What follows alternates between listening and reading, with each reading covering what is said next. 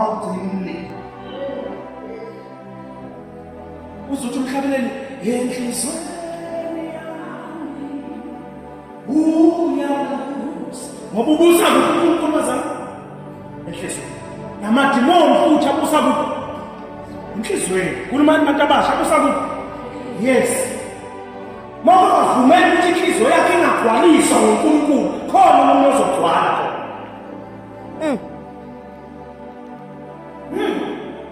abanye basana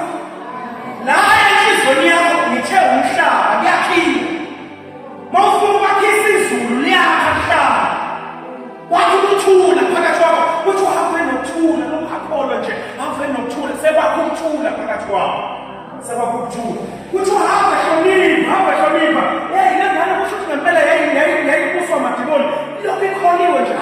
hambe nokuthula hambe hlonipha sekwakho ukuhlonipha lapho phakathi